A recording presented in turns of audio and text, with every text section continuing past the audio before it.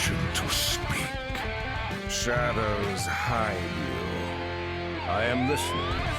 Our paths converge. So good to see you. Hail to you. Never lose hope. Here for a chat. I hear you. It has only begun. Fight on, friend.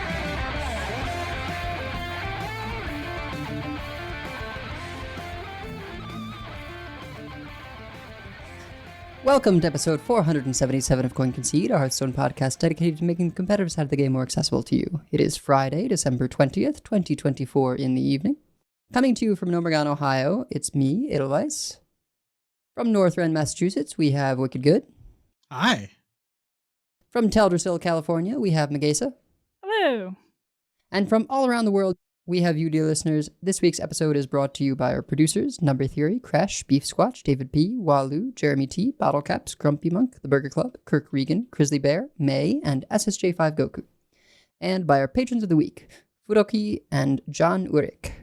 You can go to patreon.com/coinconcede to get perks like a thank you at the top of the show, early access to new episodes, one-on-one coaching sessions, and help support the show in the process. If you would like to support the show but cannot do so monetarily, please consider leaving us a 5-star review on your podcast feed of choice, as it always helps other people find the show. So, Life and Ladder. I think I have found what will, at some point, become my most played game on Steam. And it is called, well, game in quotations. It's called Dungeon Alchemist. I was hoping you were going to say Horizon Forgotten West, but okay, that'll do.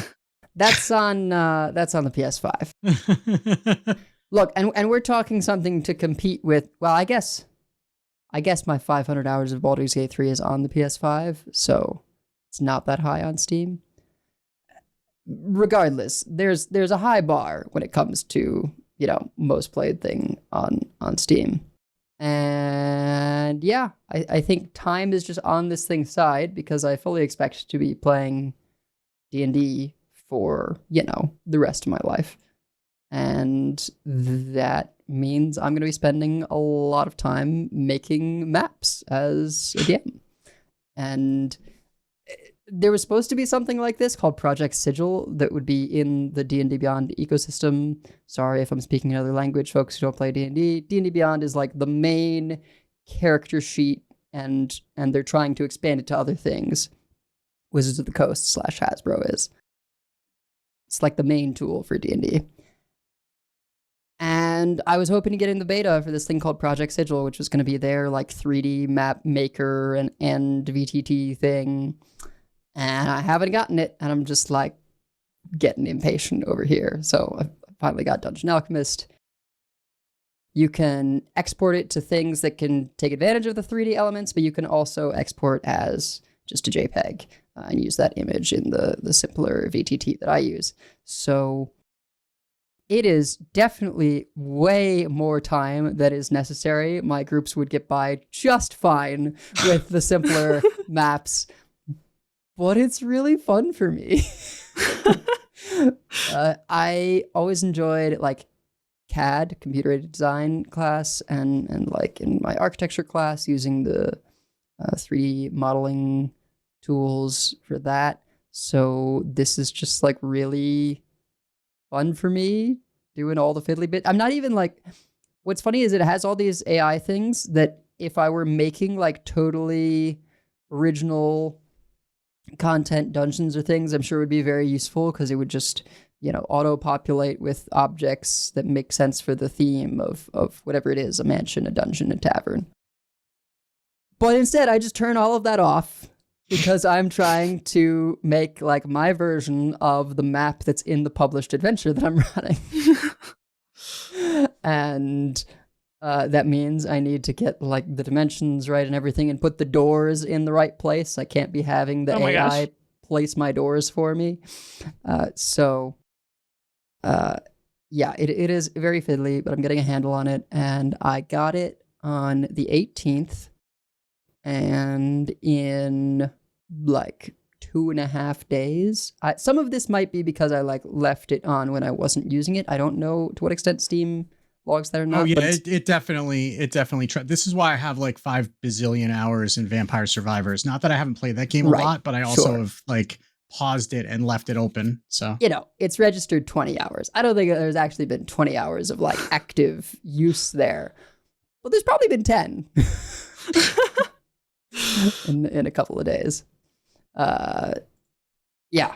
So I'm excited to hopefully wow my players on Sunday.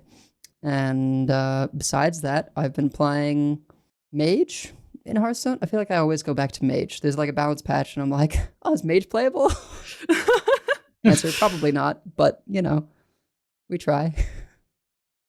Well, I've been seeing that Supernova Mage. I also saw a mage that played Blizzard twice, then Bob the Bartender Freeze, and then Blizzard again with the Doomsayer, and that was not particularly fun for me. Maybe it was for them. But yeah, there was a Supernova, but the Supernova is kind of your like top-end burn, and there's a lot of like small spells, and like totally kept clearing my board with Chalice in the early game. If you stick a Marooned Archmage, which is the one that means that from then on, spells, not from then on, but like while it's out, the first spell of a turn costs 2 less. If you stick that, that's really good. Mm-hmm. When the turn you play it, you can go like Marooned Archmage plus Glyph or something. So it's very nice in that respect. assuming you didn't coin it out, don't coin it out. Yeah, don't do that. But coin out the Gorgonzormu. Yeah. I'm surprised you weren't playing John Bray's Arcwing Pilot Mage. Haven't gotten that far yet. Yeah, I did play against that. I think I was playing Libram Paladin at the time, and they got them all down, but they didn't kill me, and then I just Prismatic Beamed and wiped it, and that was the end of that. So, yeah. Or I just hit them in the face and the game ended. It was one or the other. I don't remember which, but it didn't end well for them, but I appreciated the effort. Yeah. Yeah, I mean, I guess I mean, like I said, I played a little bit of Libram Paladin after the patch. Before the patch, I was playing everything and nothing was working, and I was very glad for the patch because, like, I was just tired of playing against those decks. But Libram Paladin was working reasonably well. It just was, doing enough damage to get me over the line, and then Megasa convinced me to play Hunter. Because, my reputation be damned, we have content to generate. So that's right. I did, in my second game, run into a Starship Rogue who generated a cavalcade of BS. And I did manage to kill them through all of it, which is pretty much all I need to get me to keep playing a deck. Is if I can take a rogue and just stomp them into the ground after they, bounce things a million times. Like I'm kind of okay with that. So I've been playing that. I have this is the deck we're going to talk about in more detail, in Decksplanations, but I had not a huge number of games on it, but I've got like a 72% win rate with the deck, which is, not anything bad. anything I'm getting that kind of win rate with. And one of those games that I lost because I was playing against a Warlock and I had meant to kill command whatever. I'd gotten a kill command off of something. I don't even know. Everything just makes other things. I got a kill command off of something, and I went to kill command their minion, and I kill commanded my minion, and then I just conceded out of shame. So that was one of the losses.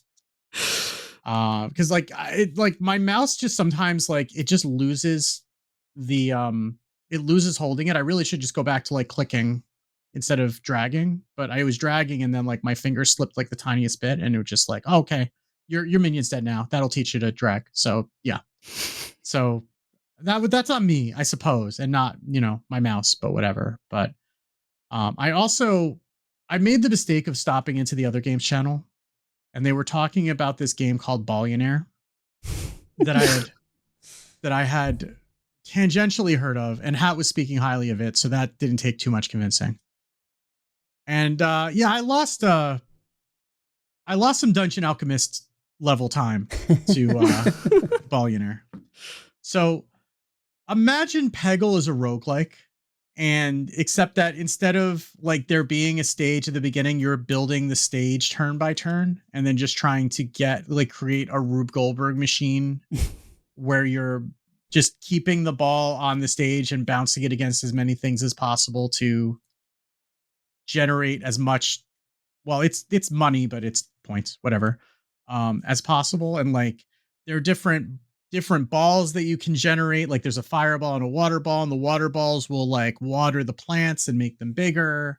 And the fireballs will like light off a firecracker, which will go up in the air and then drop down other fireballs that will then light candles to increase multipliers. It's very silly. I had plans for my break and you're ruining it. I had missed this conversation and other games general somehow. You're welcome, and I'm sorry. Yeah. So if that at all sounds interesting to you, you could, if the Steam sale is going, you could just go buy that, and then you will not have to worry about what you're doing over your winter break. Because that's going to be it. But it's like kind of game that you could just kind of have on in the background, like while you're doing other things. Cause it's very turn based. So you could just kind of have it there and, take a turn and do it and then do something else. And you could play that in between your Hearthstone turns. I'm not saying that's a good strategy to climb, but it's a thing that you could do. And I'm it's not advised. That's not, but yeah, if you really wanted to maximize your gaming time, that's something you could do. So anyway, what about you, Megasa? What have you been up to this week? Well, I've been kind of bouncing around in terms of decks. I played some of an attack demon hunter that World 8 modified and called Sauna DH, because it has the Sauna regulars in it. And it's attack DH, except you've got less just like pure attack and more pain stuff. So you've got the Nightshade Tea, which really does help you with like early board control, and then that helps you get down the Sauna regulars. And also it's just a machine gun if you happen to get that with Arana. There's got Ball Hog because it does damage and heals you up a little bit, and it's like you're only healing. But of course you also still have like the Sock Puppet, Slither Spear, the Battle Fiend, stuff like that. I have linked the version of it that I was playing in the show notes, but I'm sure by the time you hear this, there will be more refinements. I mean, World 8 doesn't leave a deck alone for more than a day, so I'm sure that, it will have changed 6 times by the time you've heard this. Yes, and there's a few other people in there playing and refining as well. Scoob D, JT Snow, Paul M. So lots going on there. But then I also played some Grunter Hunter, which apparently is either about to be or was this week's walk to work from Blister Guy, which is another Hearthstone podcast if you are not familiar. And Grunter Hunter is basically you just hand buff your Warsong Grunt in your hand, and then you have ABJ, and you attack into ideally multiple things. And if they don't have something, you play food fight so that they do have something, and then it's like trample damage and you kill them. Occasionally you draw Gilly at the wrong time, and it turns off your thing that makes if you only have one minion in your hand, there's a card that gives it +3/+3 and makes it 3 cheaper. It's called Reserved Spot. I didn't remember it existed either. If you haven't been playing this deck, you probably don't. But if you draw Gilly, then you have to like play him before you can play Reserved Spot, and it's very annoying. Or you can play it, but it doesn't make it cheaper. And then I was watching the Worlds. We'll talk a lot more about Worlds, don't worry. And as you may be aware, a few of the Chinese players brought this Fizzle Control Discover Hunter. And I was like, I have to try this. I don't know why I had to try this, because it is not my style of deck usually.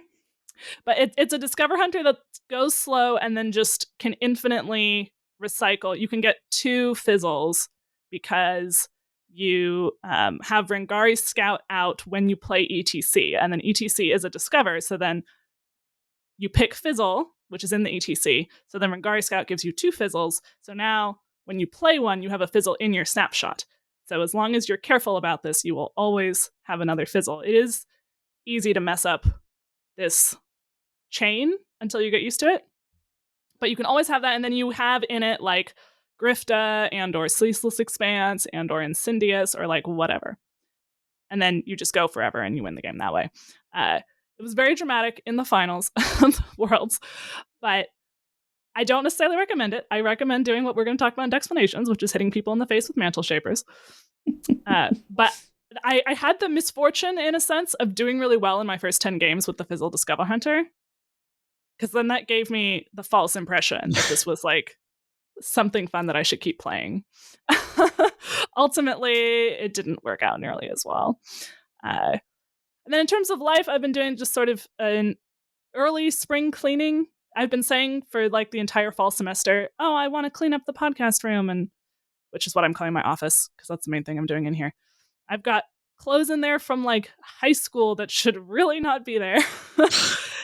So my mom came over and helped me, and I got my husband a little bit in the spirit this morning. He has this Microsoft Surface that is 1,000,000 years old. It's a small computer, and he like this morning he was trying to load like Google's calculator, and it wouldn't load for the longest time. Wow.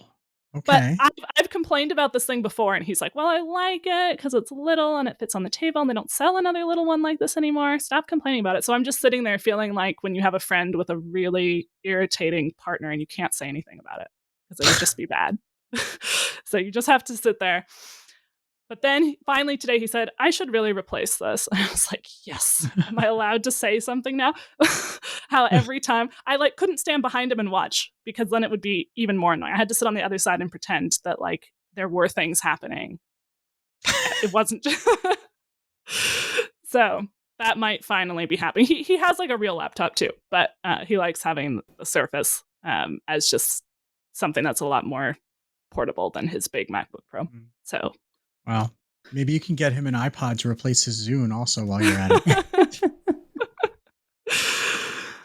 But you're not listening to us on a Zune. You're listening to us on whatever you're listening to us on because you want to hear about the news. So we should get into that.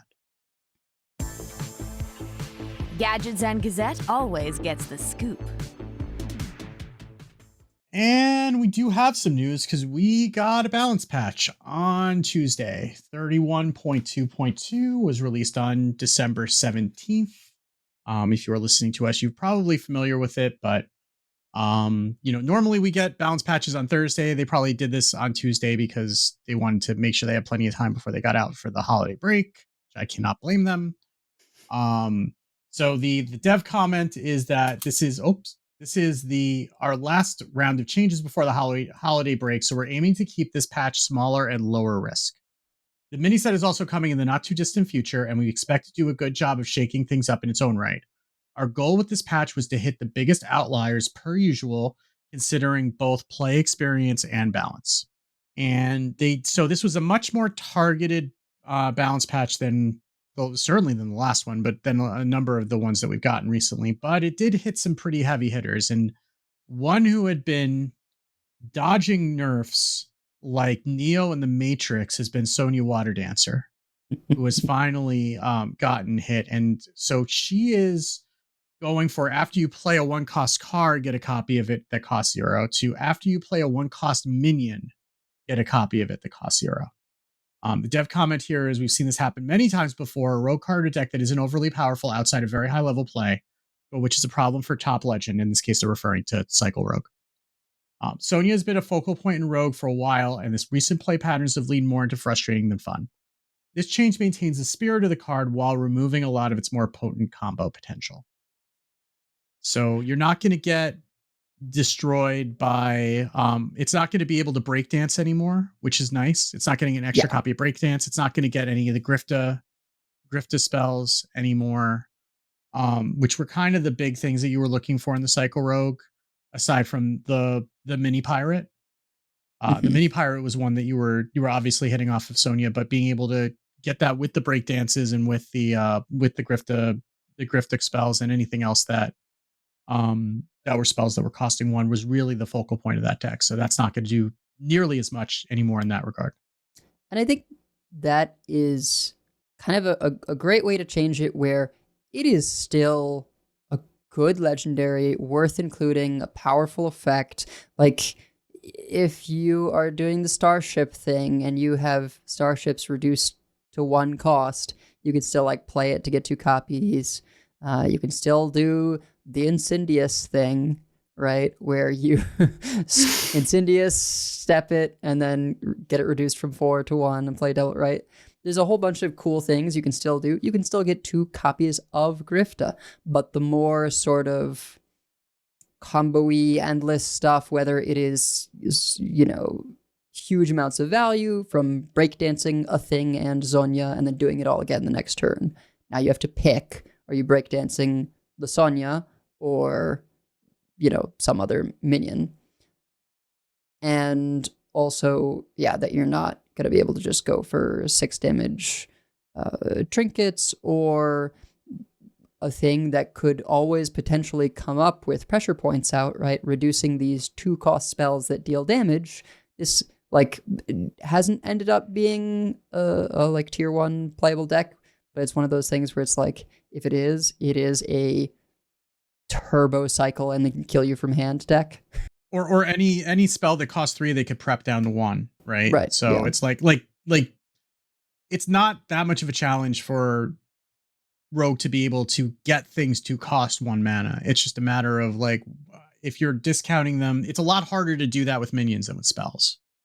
Yeah, I think this is less about Cycle Rogue per se. That's just kind of where it's being used a lot now than the fact that anytime that they nerfed a deck that Sonya was in, we just immediately found a new Sonya deck. Yeah.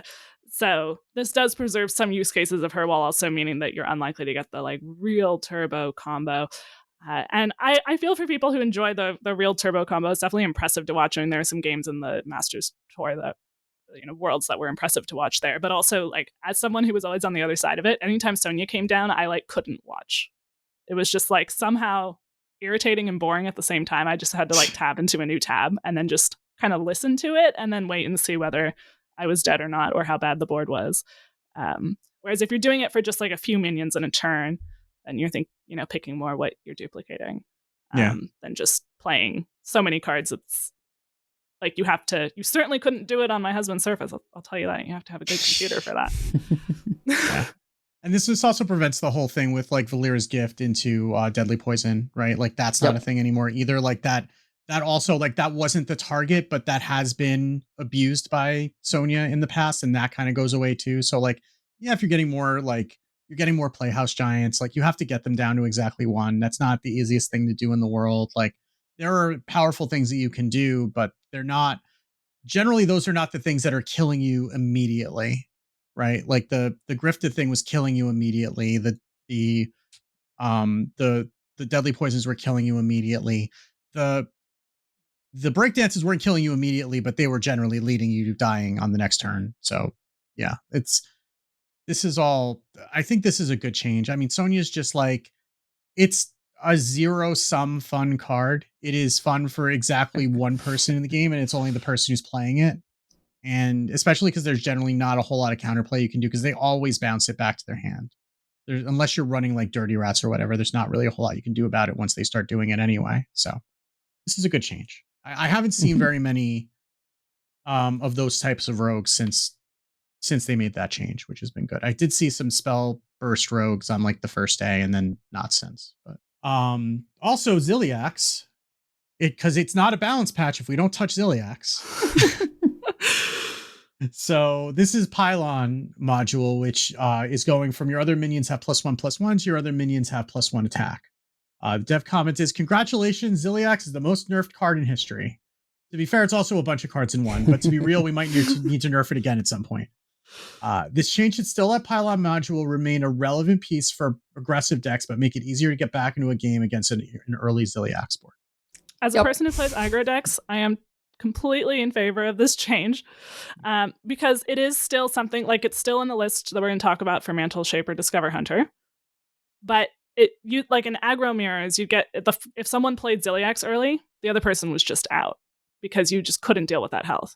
Well, and you got value traded down the line, right? Yeah. You had this board tension potentially, and then they said, actually, I play a few things and then Ziliax and now value trade off all your stuff. So unless you have some kind of ridiculous way to swing the board, it's just over.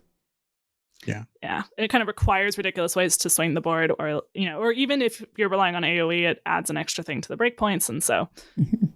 Yeah, and Hunter with the discovers now can get 2 of them, right? Yep. Like I've seen that happen when I've been playing the Hunter, like very regularly. You'll like bird watching with a Rangari Scout out. You'll get 2 Ziliaxes if those are both buffing health instead of just attack. That's even harder to get rid of. So, like, at least preserving the ability to clear off those boards, because that was always the scariest thing about Ziliax, was not so much that the attack was there. Like that was obviously, that hurt, but then the fact that was going to hit you again the following turn because whatever clear you had wasn't going to get rid of them. Like that was the problem with that card. So it'll be interesting to see what they nerf in the next balance patch. But this one was a good change.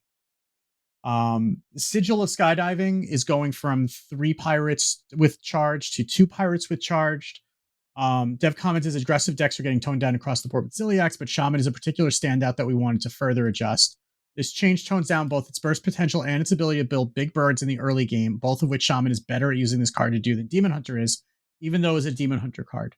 We adjusted this card instead of a Shaman only card because it's the best individual target to accomplish our goals across a swath of Shaman decks. And this is also going to speak to the fact that Swarm Shaman was the best deck in the meta that they were nerfing. It wasn't close, and Swarm Shaman was running 0 cards from the Great Dark Beyond.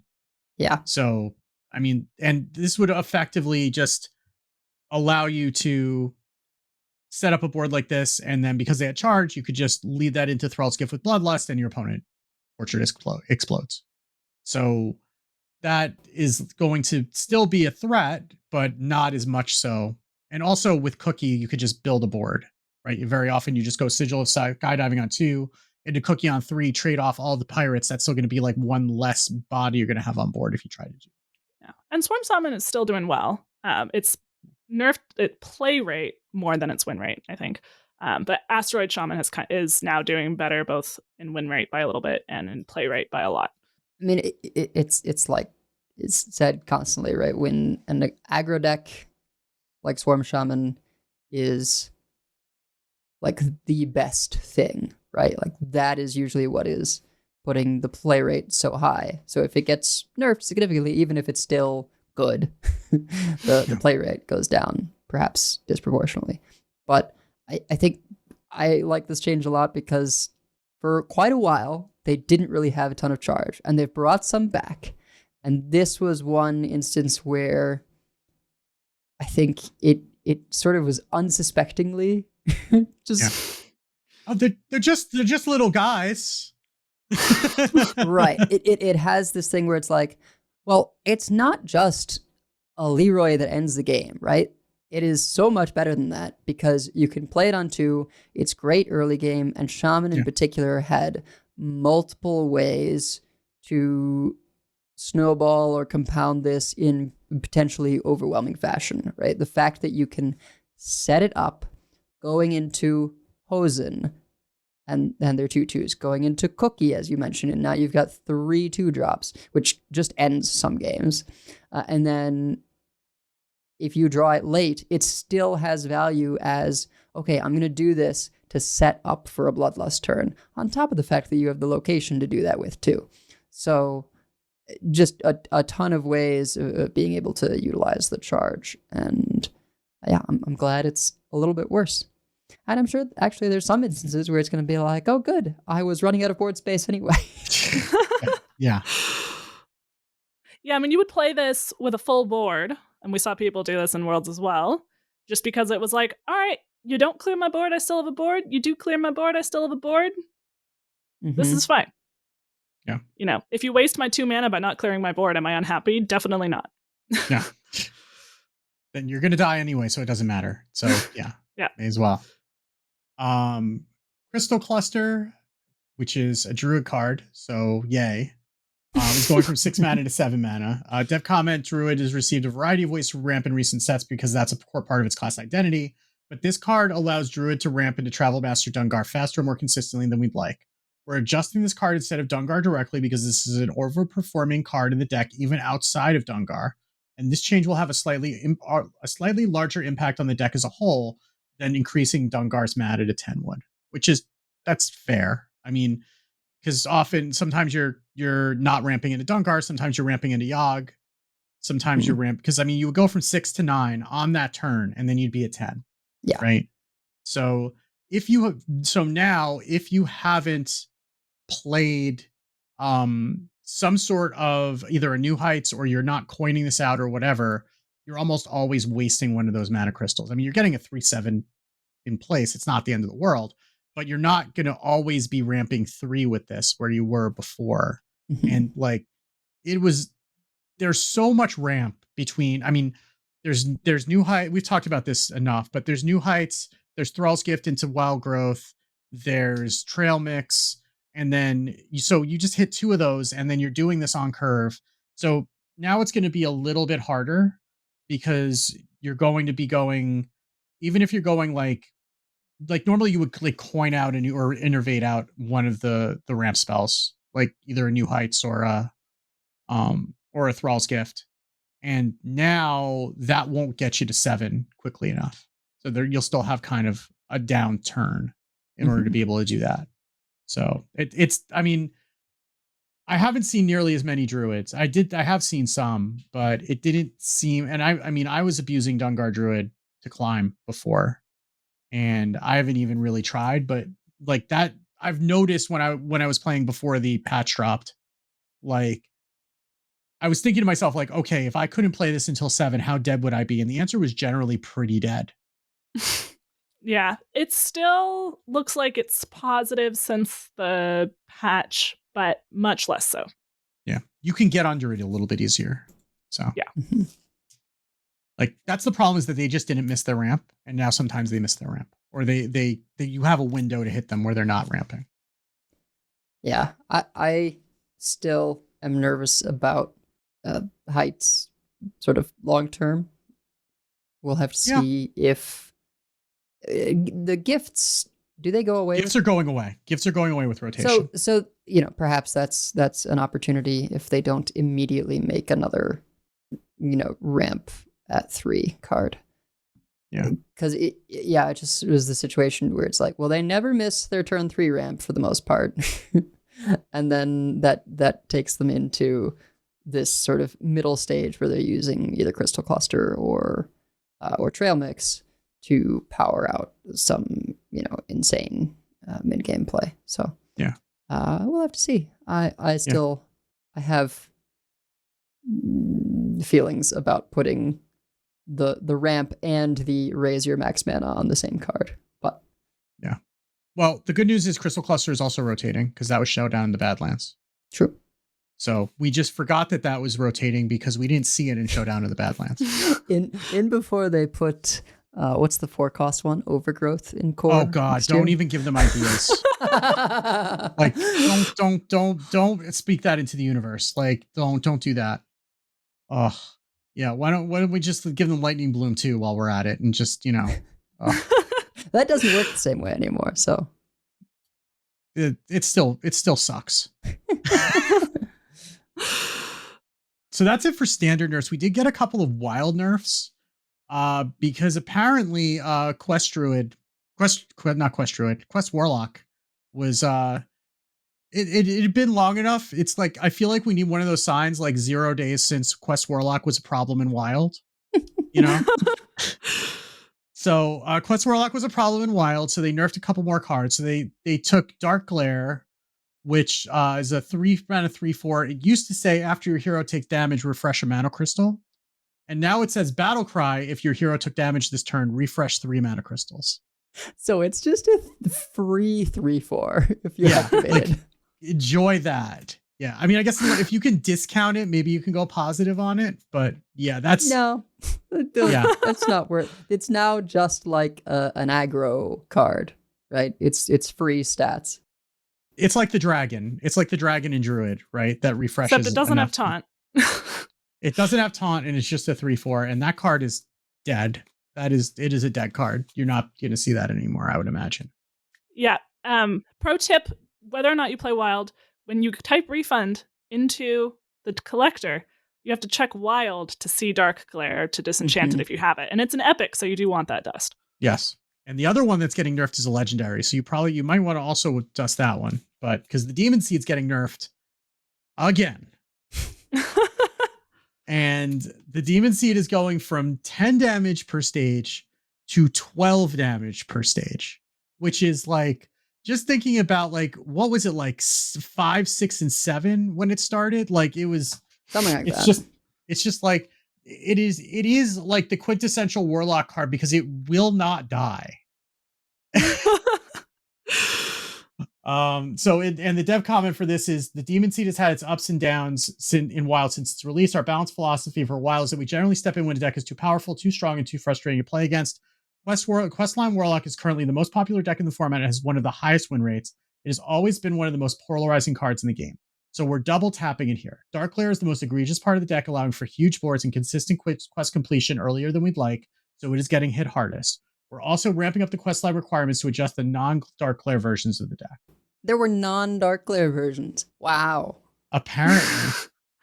Well, now you need to overkill yourself by 6 to complete the quest. Before you just had to kill yourself. Now you have to overkill yourself by 6. Well, they did introduce, what was it, Hearthstone? That's the 0 mana tradable that refunds all the hero, all the healthy damage you took. Inconsequential card in standard that naturally is causing problems in Wild because it costs 0 mana. Yeah. Yes. I mean, I describe all metas like this, but the Wild meta even more so. Like there was that episode of The Simpsons where Mr. Burns went to the doctor and he said, and to see what was going on with him. And the doctor brings out just like this model of like every germ in existence trying to get through the door all at once. And Mr. Burns is like, so what you're saying is I'm invincible. It's like, no, if even one of these is thrown out of whack, like every one of the rest of them is going to come in and you'll be dead in minutes. We also did get one buff in this patch. Now they're being a little bit more conservative in this patch because they're doing it right before holiday break and there's not an opportunity to do anything to step in for a little while. But Talgath is a card that is pretty hard to make too strong, I think. So Talgath is it was a 4 mana 4/4 for Rogue. Now it is a 3 mana 3/3 that says undamaged minions take double damage and combo get a backstab. Dev comment is, with the mini set in the not too distant future, we weren't looking to make many buffs this patch. However, Talgath has been an especially underwhelming card since launch, and with Rogue getting hit in this patch, we thought this was a fine time to give it a bit of a boost as well. It is one of those that falls into what used to be a consistent pattern of rogues getting a legendary that was extremely questionable or niche. Yeah. So kind of like a return to Face form. Collector. Yeah. Like one of those, yeah. So like Face Collector was like a 4 mana 3/2 with Echo that would add a random legendary from another class to your hand or something like that. Like I thought it was 3 mana. Maybe it was 3. Even maybe so, it was 3. Yeah. 4 would have been too much for an Echo. Maybe it was 3. There've been it was a few things. It was very bad. But I will just briefly highlight here that notably missing from this list of cards that I expected was Ethereal Oracle, which is, I mean, we talked about that meme for a reason, where it's the flex tape that you put on every deck right now to, make it playable. And I think when they're saying, not wanting to shake the things up too much before holiday break, that's what they're referring to, right? Because that sort of feels like the most standout card that could have gotten hit that didn't. And so that's the only reason I can assume that they haven't touched it, and then they'll probably wait even further after the mini set. So could be a while until we see a change to Oracle. It is, one of the newer cards seeing the most play, but I do expect it to be hit eventually, particularly with the direction that it seems like they want things to go. If you're interested in kind of further discussion on this, Kibler has a video that he put out recently, a sort of state of the game video. You may not agree with everything, but I do think there are some good points in there. So if you like that sort of analysis, definitely check it out. People will likely be talking about it. And just for reference, according to HS Replay, it is at Diamond through Legend last 3 days is in 33.6% of decks, which is actually lower than I thought. And the only 2 cards that are higher than that is Ziliax, which is in 59% of decks. Because it's because it's not the same card, right? Yeah. Like it's a bunch of different cards in one, so it's kind of unfair. And the Ceaseless Expanse is in 41% of decks. Yep. Which is that's perhaps also not great. Yeah. And people were worried that wasn't going to be active ever. Oh, who was worried? Not me. I was the one who's saying that this card was busted. So yeah, I'm just like, man, what do you think they'll nerf it to? 150? Like, yeah. My husband gets home yesterday and he's like, they all just had that board clear. And I was like, what board clear? Ceaseless Expanse? He's like, yes, the board clear. Mm-hmm. Everyone always has it. I was like, yep. The tracker now does have how many cards have been, played or destroyed or drawn if you play with a tracker.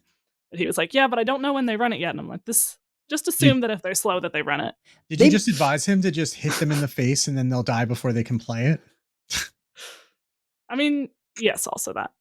I wonder if it goes to like 10-10 or something, because it feels like stats is much more meaningful to hit than when. Mm-hmm. Yeah. It is a 15. The 15-15 is big. 2 hits is not very many. We have to have the Expanse be a little bit less ceaseless. It ceases eventually. I mean, let's be real. At that point in the game, if it's sticking, you weren't winning anyway, right? And most of the decks that if you're playing against a deck that game is going to progress past that board clear, you probably have a way to remove it. So yeah, I think or a taunt to put in the way.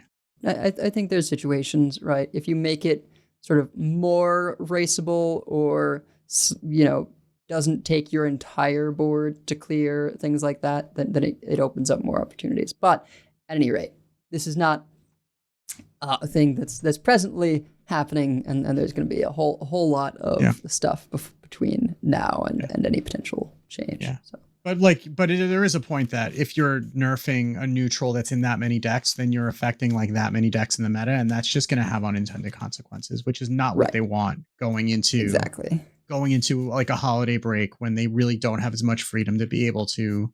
Not that they have a lot of freedom otherwise a lot of the time, but they have even less when like nobody's in the office to do anything. Right. They don't want to give everyone an Edwin Christmas. Yeah. That's yeah. Like the last thing they want is when you are at home and avoiding your family and just wanting to play Hearthstone, that they've made the meta worse than this so that you can't do that also. So, anyhow, there's a bunch of Battlegrounds changes as usual. We will point you to the patch notes because there's a lot of them and I would lose my voice before I read through all of them. But suffice to say, there are lots of things changing there.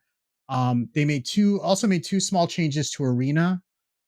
Horizon's Edge, which is the 4/6 for in Paladin, 4/6 taunt in Paladin with Divine Shield, that is no longer draftable at all. Gone. No, it's not. Horizon's Edge is the Death Knight location. Oh, that's a Death Knight location? What was I? I was thinking of Living Horizon. My bad. Okay. Correct. No, these are both Death Knight cards because Death Knight is gross in Arena. Okay.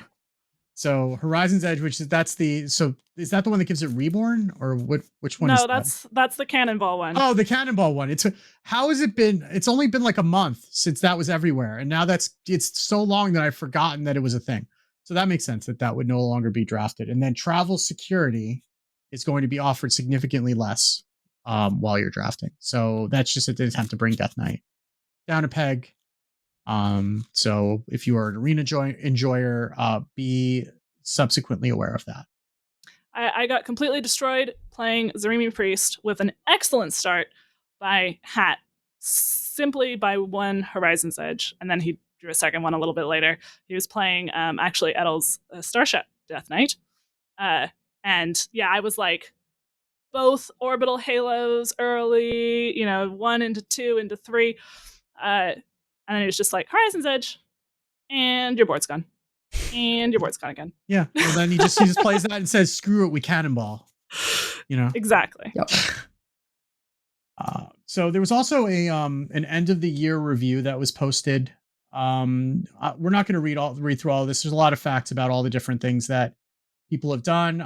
One note here is that over 4 billion Murlocs have been played in Battlegrounds this year, which is more Murlocs than people in the US, China, India, and all of Europe combined. Murgle, as it says in the Murgle, I guess is what it's saying. I haven't brushed up on my Merklish, but yeah. So that's just a couple of interesting little tidbits there. It's a fun little thing that they do every year, and then there's just a recap of some of the things that have happened this year. So it's a cool little read. If you are interested in that, Megasa, I'm going to let you introduce this next one because you found it, and I feel like this is bananas enough that you should be the one that gets to tell everyone about it. Okay, so someone posted on Reddit saying, today I learned you can drag the rune symbols to remove all cards from the selected rune type. So if you're in the collection and you have, for example, a Rainbow Death Knight, they actually have like a GIF of this, and you drag the blood rune, all of your cards with blood runes on them that are in your deck will also be dragged out of your deck. Just mind blown. Yeah. And one of the top comments says, how did I not know this? This is so cool, by a certain ridiculous hat. Yeah. Yep. So even the person who's professionally paid to be in the client most of the day was not aware of this. I mean, that's kind of, this is always a problem with like UI design, is that discoverability is kind of a really difficult thing to do with some of these gesture type things. And I mean, it's actually really handy if you want to be able to change up your deck that way. But it's just like, you would need to know that you can even interact with those things and that what dragging it out of the deck list would do. And it's just, there's no way to really know that without somebody showing that. It's the kind of thing where if you see it once, you will not forget that that's a thing that you can do, but you have to actually see it once, and there's no way to really stumble into something like that. When you start dragging it, it kind of shows you what the cards are that are coming away. But yeah, it would never have occurred to me that it would be interactable. Yeah. I assume that if you had like 2 blood and an unholy and you drag 1 blood away, it'll take away your double bloods. Like if you take away a rune, it takes away what you can no longer have in your deck because of it. So that's useful. So now, listener, you also know this. Music from the Tavern Volume 2 is out on Spotify and Apple Music and a bunch of other music services that I had not heard until I read that announcement. So if you want some more Hearthstone music in your life, you can go and listen to that. And if you really want to be meta, you could mute the music in the game and then play that over the game music, just to completely give yourself a discordant experience. I'm not your dad. I'm not going to tell you what to do, but that's a thing you can do. And finally, it's an end of an era. The final TempoStorm meta snapshot has been published. Now, for those of you who have not been playing since, I want to say, Ungoro, which is when like Vicious Syndicate and HS Replay both really started getting, I don't know if they started around them, but they started getting like popularity and doing a lot of the data collection. TempoStorm's meta snapshot was the Bible back in the old days of trying to climb ladder, because we didn't have all that data collection back then. And you just had a bunch of people who were really enthusiastic about particular classes, who were playing at a high level, that would say, these are the decks that we're seeing, and these are the best decks to play. And it was all basically vibes based. And I mean, it wasn't, which is not to say that it was necessarily inaccurate, but it was a judgment call whether something was going to be tier 1, tier 2, tier 3, because there wasn't any data to back it up back then. And that was what we went on. And when they published it was usually weekly. And when they published it, it was as the Vicious Syndicate report is today. So they've been, I don't know if they've been doing it for standard as often. They've still been very big in the wild meta snapshot, where Vicious Syndicate isn't just quite as prolific. But they've decided that they're going to be retiring that. I mean, TempoStorm was a competitive Hearthstone team when they were doing this, and that was one of the ways that they were that was one of the ways that they were creating content and trying to, get their name out there. That hasn't been the case for quite a while because competitive Hearthstone teams are not really a thing for the most part anymore. And they've transitioned over. If you haven't heard of the Bazaar, that's the game that's come out that's kind of Battlegrounds-esque. And Tempo as a company is moving into focusing more on the Bazaar and less on other games. So yeah, I mean, all things come to an end, and it's probably well past time, but it still is it's kind of impressive that they've been doing this for 10 years, but also kind of sad that that's no longer going to be a thing. Yeah, I mean, it's been kind of less and less useful over the years anyways. I think this is more of a formality than anything else, right? And it makes sense with them making their own game, the Bazaar, which is a competitor. So why would they keep, maintaining a thing for Hearthstone? But yeah, I think it was just like VS is one at this point when it comes to this kind of space. So, yeah, it's kind of like a nostalgic, like, oh yeah, end of an era, but it kind of ended a long time ago. Yeah. So, but that is it for news, but we do have some tournaments. So let's, we have, well, we don't have some tournaments. We have one big tournament that we need to talk about. So let's do that. It's the Grand Tournament!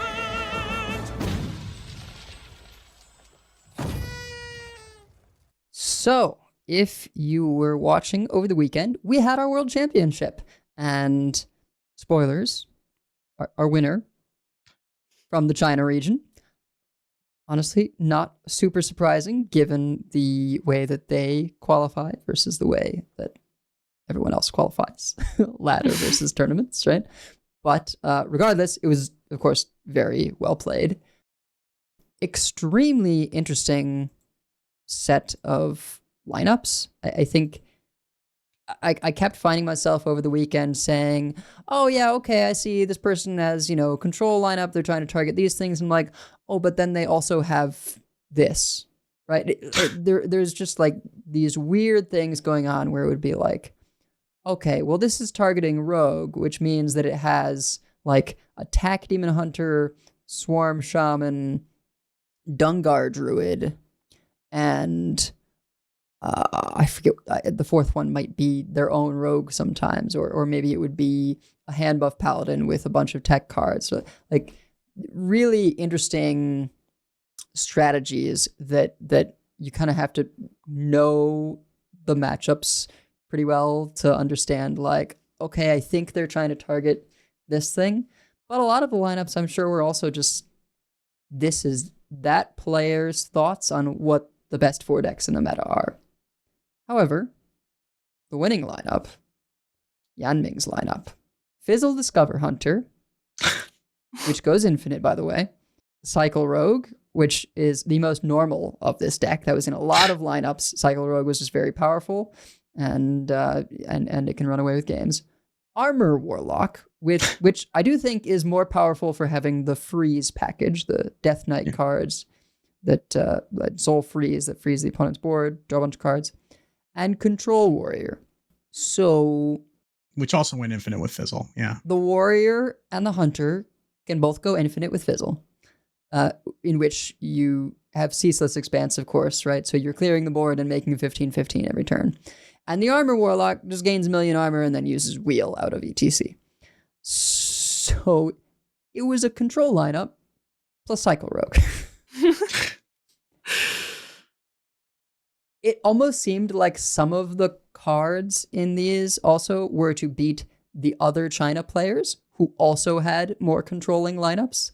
So, yeah, extremely unique, crazy to see played.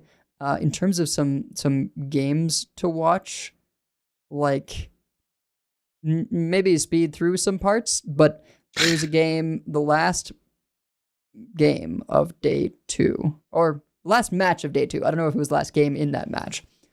I think it may have been Yanming, actually.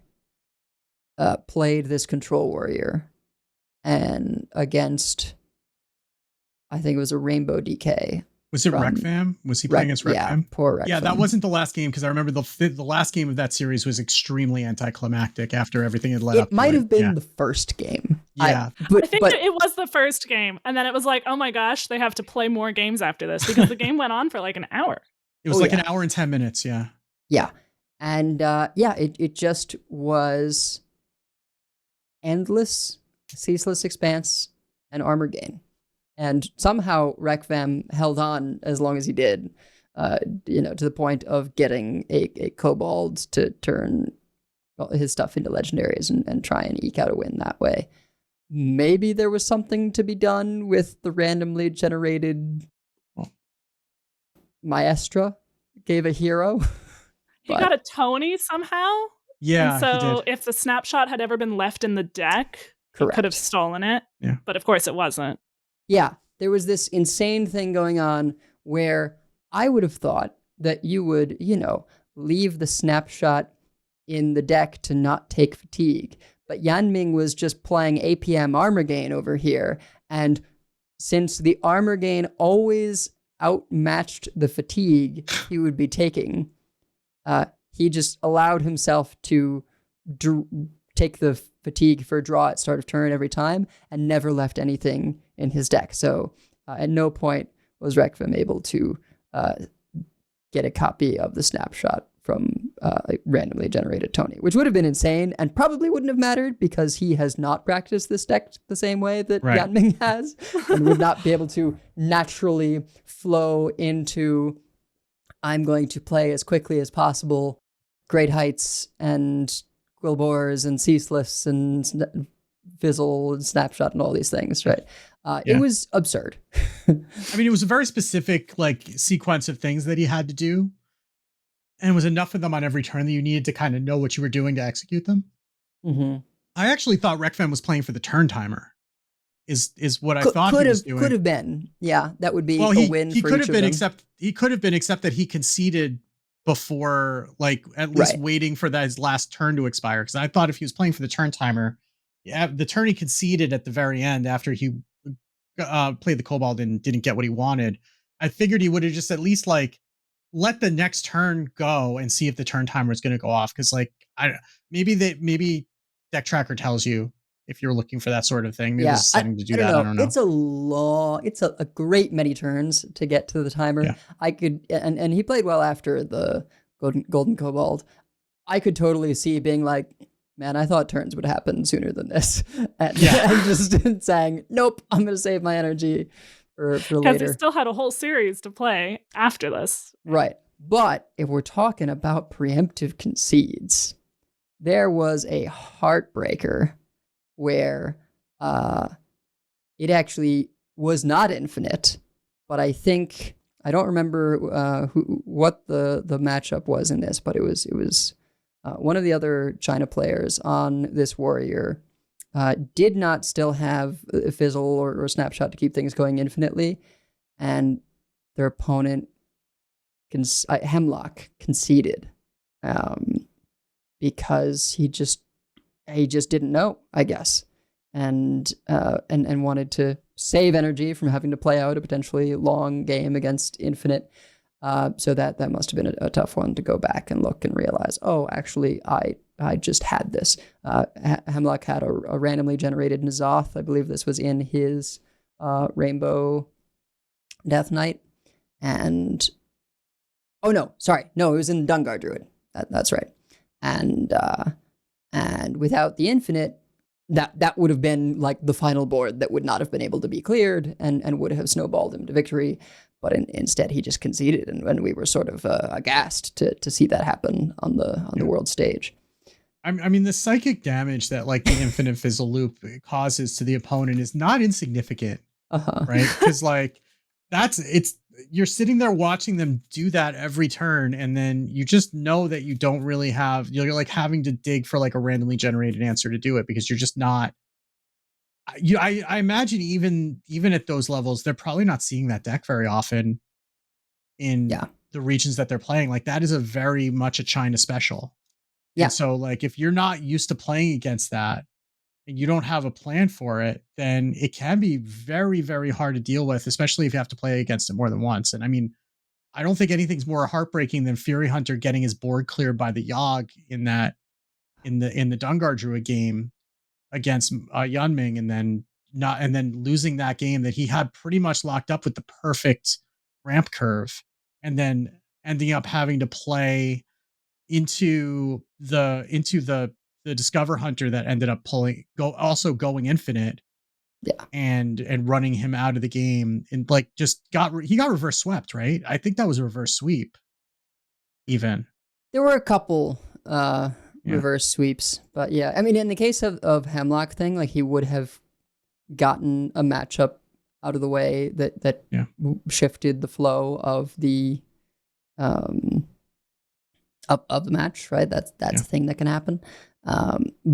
But yeah, there were several unexpected, not necessarily great play instances. I mean, they're highlight moments, but for sometimes wrong reasons. Jarla versus Gamer RVG was in the group stage.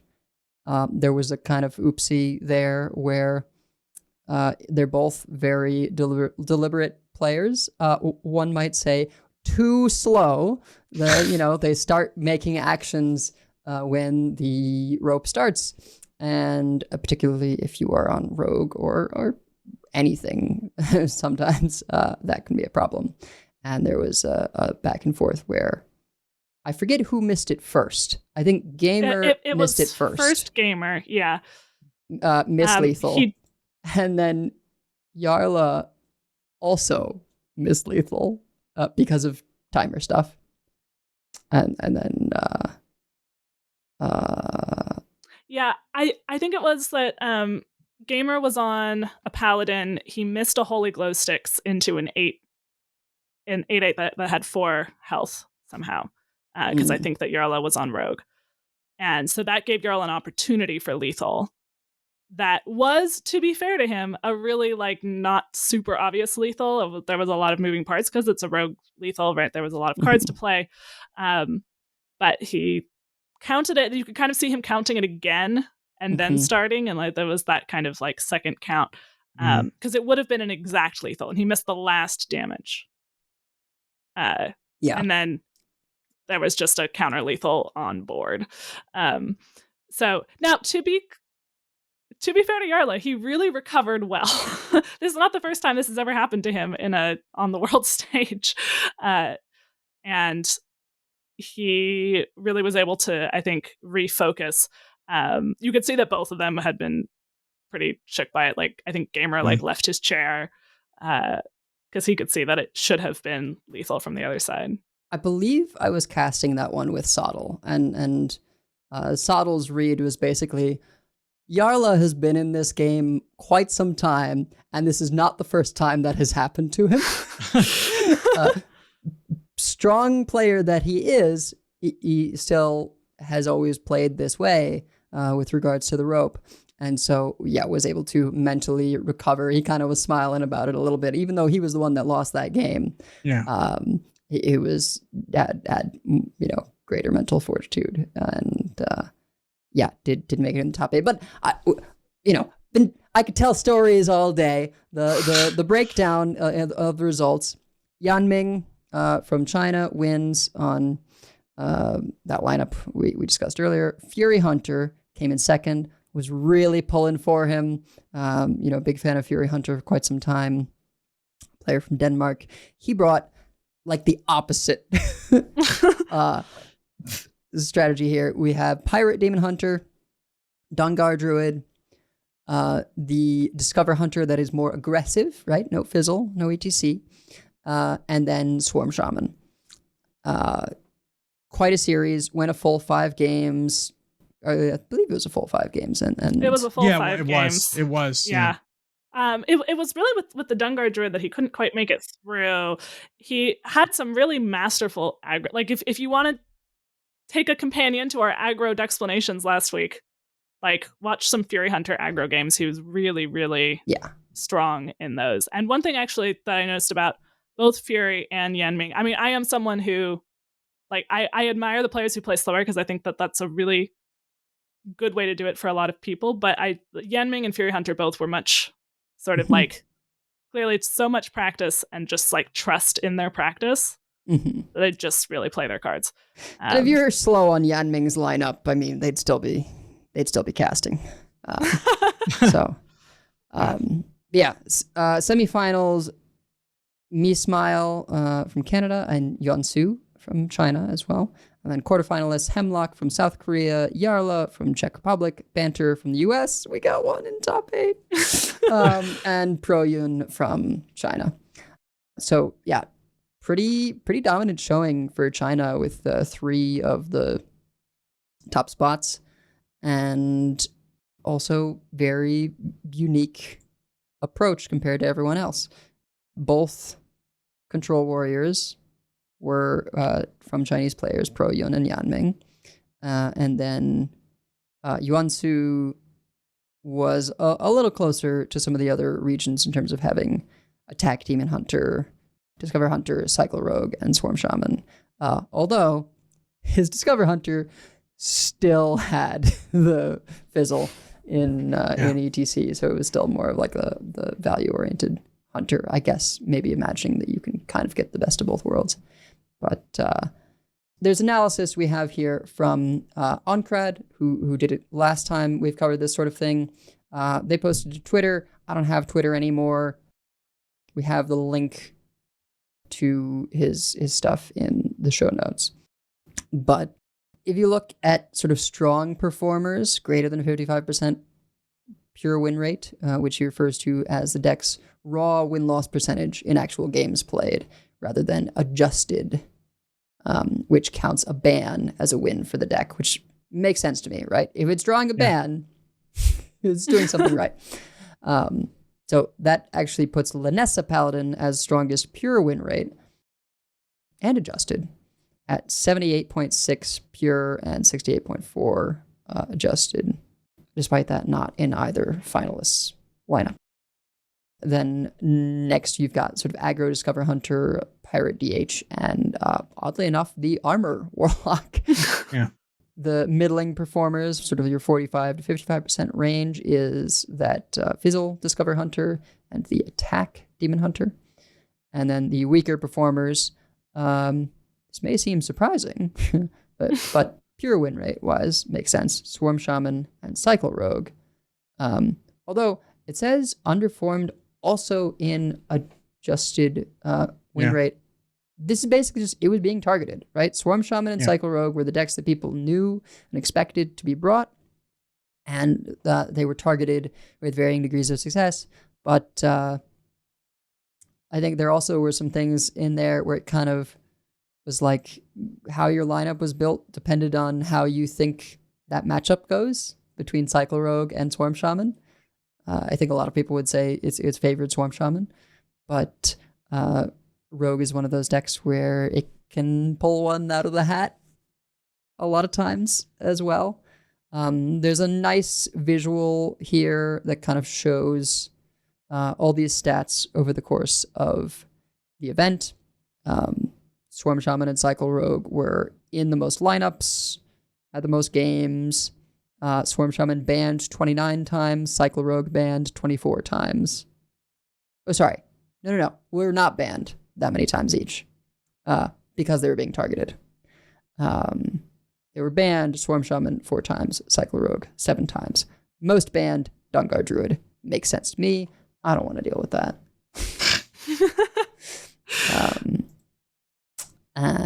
And oddly enough, Rainbow DK drew 8 bans, which I find very interesting. And then that Control Warrior, once people sort of figured out that you could sometimes punch through the Armor Warlock, I feel like Armor Warlock was banned earlier in the event, and then later people switched to banning the Control Warrior from these 2 Chinese players. At least from what I watched during casting, that's what it seemed like. Maybe everyone just sort of saw that Infinite Warrior sequence on day 2 of groups and said, nope, no thank you. I don't want to deal with that. Control Warrior didn't drop a mat, Didn't drop a game, it looks like. I mean, it had a pure win rate of 100%. It was only 3 games, though. It was only 3 Right. games. Right. But like, and I guess that was enough to convince people like, nope, I'm out. Right. Yeah. Though notably, one of those was the Concede from Hemlock, that Hemlock absolutely could have won that game. So both the Druid and the Rainbow DK didn't have a great win rate pure, but because they were banned so much, their adjusted win rate was a lot better. That actually put Rainbow DK as 4th best of the decks that were played enough to have some sample size. If you count the bans as a win for the Rainbow DK. Yeah. I mean, largely, I think the results basically say, hey, the targeting was pretty effective against these decks, both the Rogue and the Shaman.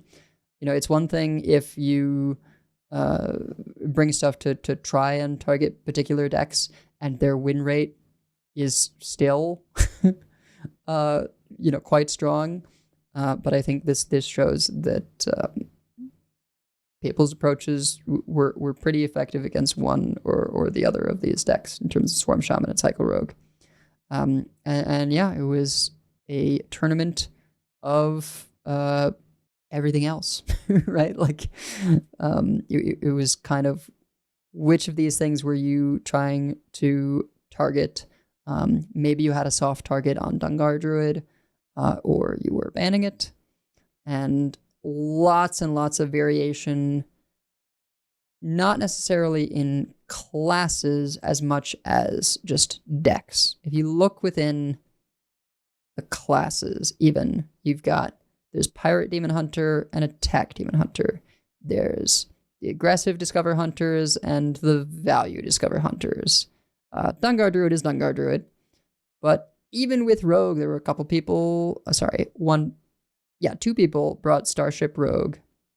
And some folks on the target Swarm Shaman brought Big Shaman, because that was the best target deck if you're trying to take out Swarm Shaman.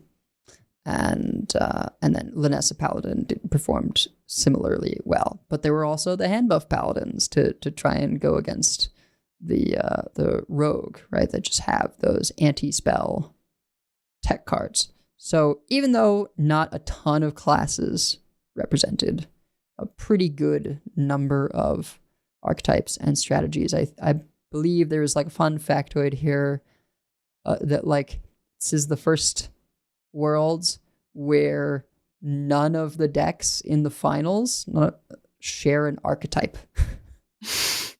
Right? If you consider the aggressive Discover Hunter and the Fizzle Discover Hunter to be different archetypes, which I would say, right? Yeah.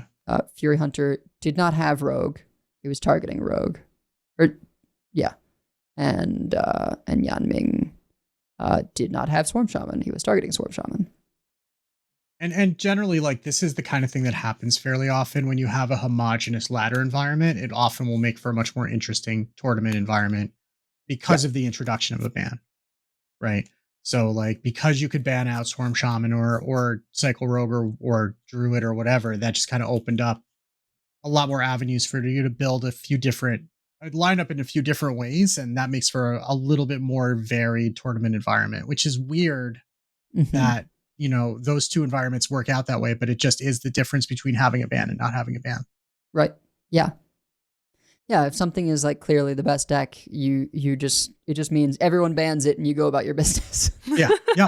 But yeah, there's loads more in-depth analysis from Oncrad on this stuff that I don't think would make for incredibly thrilling podcast content for me to just like read on the show.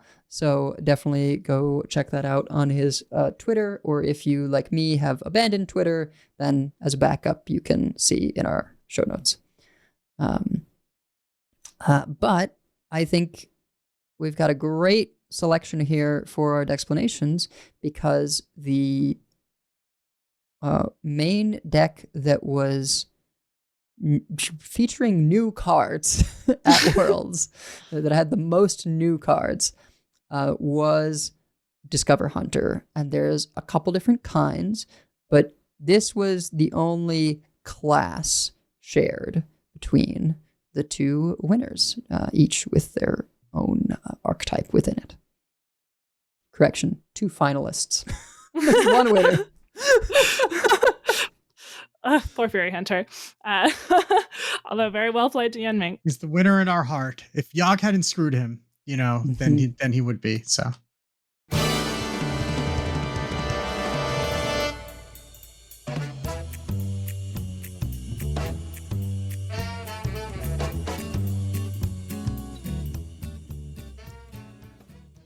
So we have Discover Hunter. We are going to focus on the more smork Discover Hunter because that is the better option on ladder. And that's what we've played a little bit more of, despite me playing some of the fizzle. And also, we had a lot of things to talk about this time, and we couldn't talk about essentially 2 decks. So we will be focusing on the sort of more aggressive Mantle Shaper Discover Hunter. Some people are calling it like Shaper Discover Hunter, Mantle Discover Hunter, Aggro Discover Hunter, basically all the same list. There are a lot of Hunter decks that are good right now. Secret Hunter is actually... I was looking at the meta tab on HS Guru. Secret Hunter is the second deck there, Diamond through Legend, since the patch.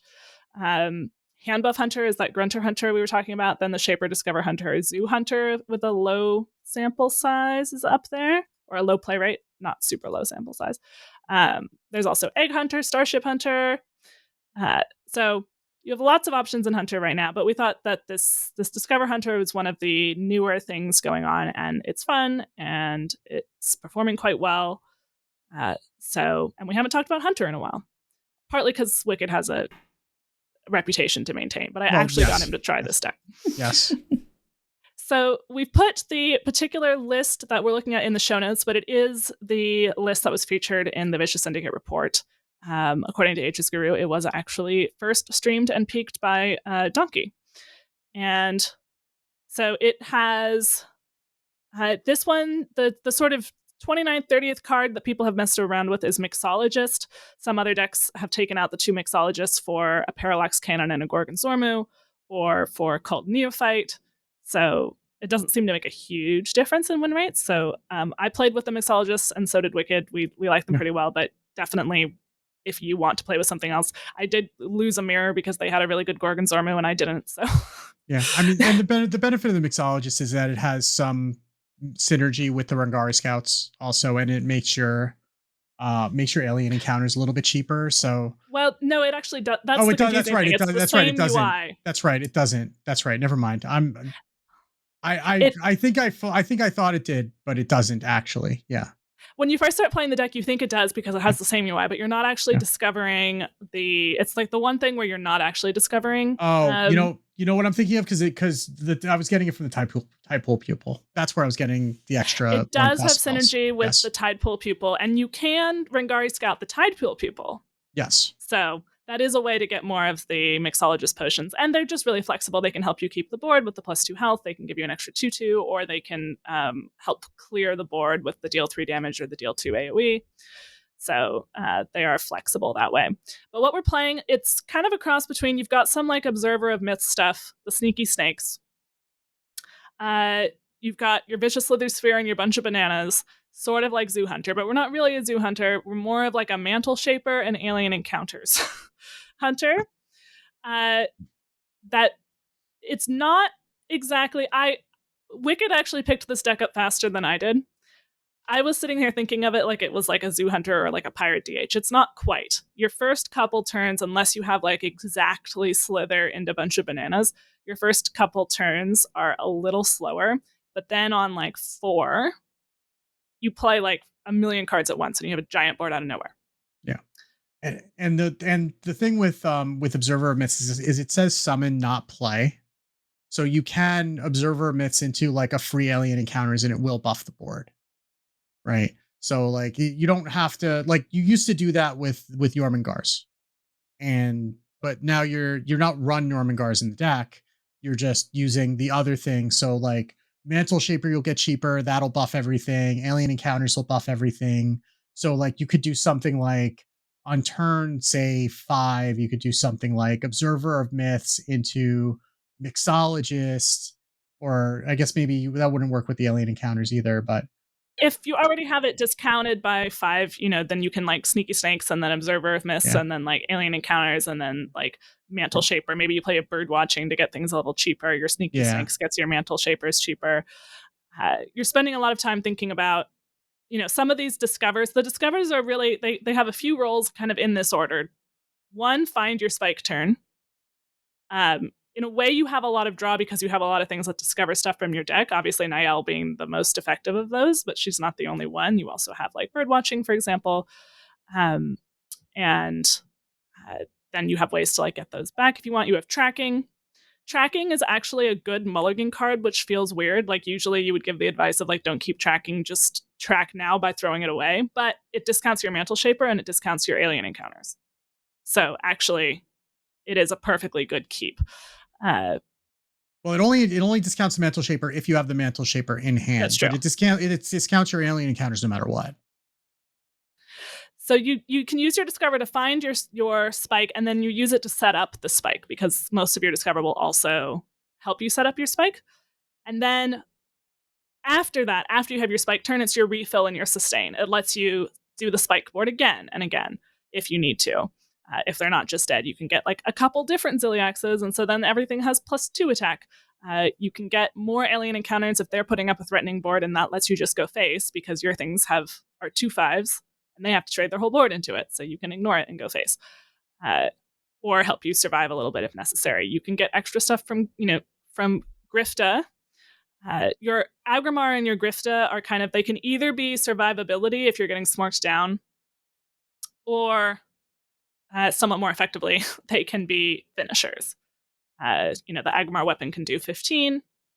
The Grifta, if you get deal 6 or you get steal an enemy minion, can be very powerful. With Grifta, unlike the Rogue, or the way Rogue used to be, you don't play the Grifta lots of times, so you don't re-roll unless you go Rangari Scout into Bird Watching, get multiple Griftas, which is a good thing to do if you can do it. But you're usually not playing Grifta multiple times, you're copying whatever you picked multiple times, so keep that in mind when you make your pick from the Grifta, is that's now your Grifta trinket that you're playing. This also goes to the fact that Rangari Scout is not a card you generally keep in the mulligan, because you're not looking to use it early. You're looking to use it on a later turn more often, when you can chain multiple discovers into it and get a lot of value out of it to reload. So you don't necessarily need a Rangari Scout early, because you're only going to get 1 discover out of it, and that's not really enough value unless you're going to need just 1 extra Grifta 6 damage to get over the board or get over the line for lethal. But you do want that so you can have that turn with 8 or 10 mana where you're going Scout into Bird Watching into Grifta, and then you get the 2 spells and you can use all the spells the following turn, right? And then you could also Grifta again the next turn, and then you can chain things together that way. So or you can Rangari Scout into Tracking, into Hero Power, into Bird Watching, into Scarab Keychains in the deck. So you can Scarab Keychain, maybe get something that discovers off the Scarab Keychain because you're a degenerate. There are different things that you can do there, but you're generally trying to get the Rangari Scout to give you as much value if you're playing it, because if you're getting to that point, then you're going to need the value in order to be able to close out the game. Yeah. And there are times where, it's turn 7, you play Scout, and, ideally you have the Discover Hero Power, but maybe you don't. You play a Tracking. Yeah, the Discover chains just get insane. You discover a thing that discovers, and now you've got multiples of those. It just keeps going. You go from empty hand to a ton of cards in, an instant. So very sort of powerful late game refill in that sense. And there's also situations where it just, in conjunction with Grifta or maybe a Mixologist potion, even though Mixologist isn't a discover, the potions are quite good. And when you put them in Tidepool Pupil, you can get multiple copies of them. So yeah, you're not necessarily playing multiple Griftas to find the perfect potion, but if you do get the perfect potion, if you get deal 6, if you get Steal a Minion, you can play it, get it in your Pupil, and then you can Rangari Scout and Pupil on the same turn to get a bunch of copies of that. And there are times where it's you Rangari Scout, discover the pupil. So you have 2 pupils. So then you get a potion or whatever, or trinket in both Tidepool pupils. And then as long as you have a Rangari Scout, when you play the pupils, like you'll get 4 instances of whatever that thing was. If you have the deal 3 damage potion, that's 12 damage. If you have the deal 6 damage potion, it's 24, right? And sometimes you can chain the Rangari Scouts. So you have a Rangari Scout, you discover the other one. Now you have 3 of them. And then you play Grifta, or you play the Nagaling, which has, the Tidepool Pupil, which has deal 6 or whatever it is in it, or like steal your opponent's entire board. I had a game against a armor warlock, I think, where I wasn't fast enough. Normally your plan is just like be fast enough, but I wasn't fast enough. I actually had been looking for the steal, but I got the deal damage instead, and I'm like, well, this works, hopefully, if they don't get too much armor. But then I was able to get 3 or 4 Rangari Scouts out all at once and then play the Tidepool Pupil for it. I might have had another Tidepool Pupil for it. My poor opponent was like, what am I, a rogue now? Just chaining these out. So, I think a lot of the difficulty of the deck is what do you want from your deck at what point? What are you discovering? What do you want copies of? Which secrets do you pick off Titan Forge traps? We didn't mention that yet, but that's a really important card in the deck because it really slows your opponent down. It can also really help you build a board depending on what secrets that you pull from it. And you can get those from Rangari Scout also, so you can get more of those secrets if you need them. So like if you need a bunch of ice traps, or you need a bunch of freezing traps or whatever, that can be pretty good also. But I think also understanding, because your game plan is so flexible, you need to understand what your path to victory is at any given point in the game. Like, because sometimes it's just like, okay, I could do a whole bunch of fancy things, or I can just slam this Shaper on 3 and make them deal with a 3 mana 5/5, and then see if they can handle that, because they probably can't, right? There are not a lot of ways, especially if you're doing that on an empty board, for a lot of decks to be able to deal with like a turn 3 5/5.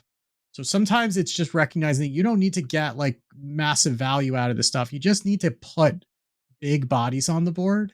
And then, okay, if I stick the Shaper, maybe then I can do some fancy observer emit stuff the following turn to buff it up even more and squeeze some more damage out of it. But you just need to just get tempo and keep the opponent on the back foot in the early game. Just to, even if, going back to our discussion last week about being aggressive, just getting the chip damage in sometimes is enough to help you get over the line later. But you need to recognize that and take advantage of those situations when they're there, and that can be hard to recognize at first.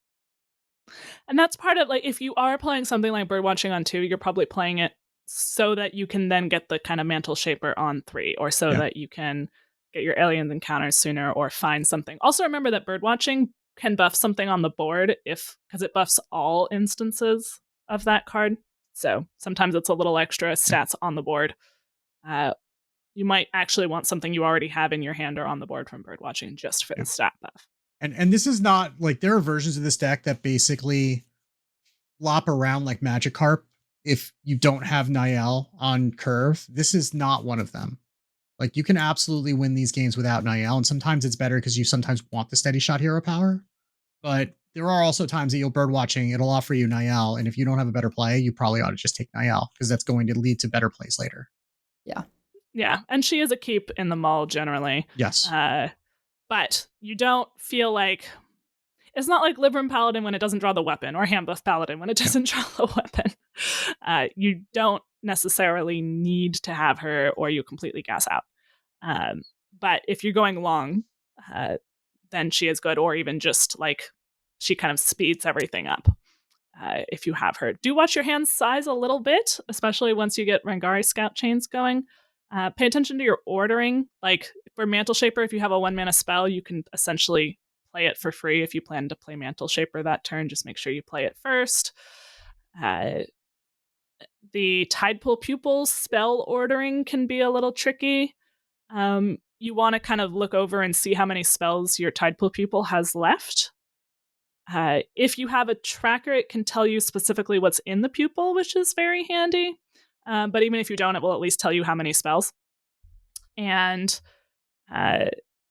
you don't want to like not have a proactive game plan just to get a particular thing in Tidal Pupil in most situations, but you might change the order of the spells that you're playing, or maybe play a minion instead of a spell if it was kind of a toss-up which one, because you want to make sure you get like the Mixologist Potion or whatever into the Tidal Pupil. But most importantly, you shouldn't be discovering for discovery's sake. Like, you should be doing things proactively, and the discover should be helping that. Like, you don't need to focus on making your alien encounters free, like in the first couple turns of the game. Like, they'll get there. Don't worry. They will get cheap. And sometimes you just pay 4 mana for an alien encounter, and it's fine. But you can fall into the trap of like going all in on the discover value, and that is not how you're going to win with this deck. The discover value is to help you get over the line. It is not the primary gameplay of the deck. It is a really powerful refill tool. It's a powerful tool to find the right pieces. It is not the main tool. It is not the Fizzle Discover Hunter, where like just the infinite value discover is kind of the point. So that is an important thing to keep in mind. That was kind of my 2 misunderstandings of the deck. First, I thought it was Pirate Demon Hunter, and that I was going to like curve out precisely, and it's more of a spike. And then I thought it was Fizzle Discover Hunter, which it really isn't. That one plays pretty differently. So in general, for the Mulligan, it's a little hard to find stats on this deck in some places. Like HS Replay, for example, doesn't differentiate it from the Fizzle Discover Hunter, and they're really quite different. HS Guru does, so I use that for the Mulligan. You want to keep Nael, Titan Force Traps, Shaper, Encounters, and surprisingly Tracking in general. You can keep Bananas with like Shaper or Slither, but it actually was not a just always keep. And Slither also is not an always keep, which is kind of counterintuitive. It's, good. Like if you also have the Bananas, that's a good, like, turn 1, turn 2, especially if you're dealing, something that can't deal with that. But an Observer of Myths is not actually a keep, because you're, maybe it might be against like a priest if you think that they're a Reno priest, not if they're a Remu priest. If you get that out on 2 versus a control deck that can't deal with it, that can be powerful, but other times it's more of like a turn 5 spike card rather than a turn 2 card. I would consider it if you had exactly Sneaky Snakes also. That's true. If you had exactly Sneaky Snakes, then that's a nice one too. And there's not very many things, especially now that we're not seeing rogues with Fan of Knives. Your Sneaky Snakes are probably safe if you don't attack with them. Yeah. Which you can consider not attacking with your Sneaky Snakes if you're about to buff them with Observer of Myths the next turn. Otherwise, just attack with your Sneaky Snakes. It's okay. In terms of matchups, generally, we don't really have anything that's like terrible to face. We prefer to see slower decks than faster decks generally. And so like rogues, which is now mostly like the Starship Rogue and stuff like that, Libram Paladin, Armor Warlock, Dungar Druid, Reno Priest, and other hunters are some of the best matchups. Shaman is like the worst class to face, both Asteroid and Swarm, and to a lesser extent Demon Hunters, both Pirate and Attack. But it's not like hugely unfavored. Like it's not like, oh, I just have nothing I can do this game. If you're facing aggros, Alien Encounters is your friend. Getting any sort of board to stop them from snowballing. Worrying less about the value from Rangari Scout, just like what's going to keep me alive. And don't forget, Grifta might discover you 12 healing. Mixologist might discover you board clear. We have one note from Donkey on the ordering. He says, one small tip is that discover order can matter at times, like if you plan to discover multiple things, take into account that you could hit Shaper Pupil, which can affect your order. Sure. So, for example, using your hero power before tracking. Unless you need to use the hero power for Shaper first, I guess. But I think that's the point, right? If you, hit hero power, you want to do that before tracking because tracking is a spell. So you hero power, get the Mantle Shaper or Pupil, and then play your spells. Right? So there's that. Another order thing that is very easy to do is actually with Observer of Myths.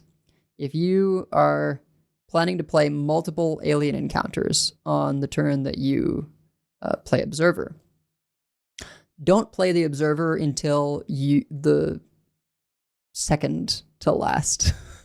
Until right before the last encounter. Yeah. If you are going to play a second Alien Encounters, let's say, and you start with Observer of Myths out, what's going to happen is Observer of Myths will buff one alien, its own power will go up to 2, and now your second Alien Encounters doesn't get any buffs, right?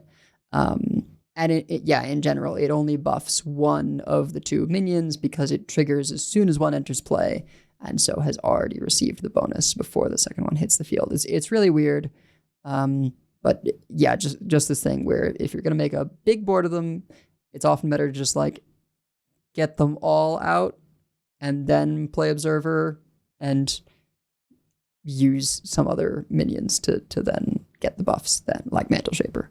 And similarly, you want to play out all your 1 mana, 1 attack minions along with Observer before you start playing anything that's going to buff it. Just pay attention to that. Yeah, so play your Scarab or play your Sneaky Snakes first.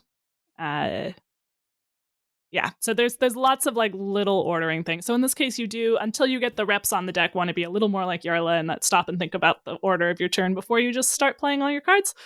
But if you're going to be doing a lot of discovering in the turn, don't wait too long because it's a lot of discovers. And do remember, if you're running out of time, something is better than nothing. So if you're going to run out of time, just pick something from the discover so that you don't run out of time on your turn. Because it will do that for you. It will do that for you if you run out the rope. So you may as well just click something. Yeah, it's probably still going to be better than completely random, and it'll be faster than completely random. So do something, and then after the game, if you want, you can think about like what might have been the right choice there, or even if you figure it out during your opponent's turn. Oh, I should have picked this. Well, now you know that for next game, right?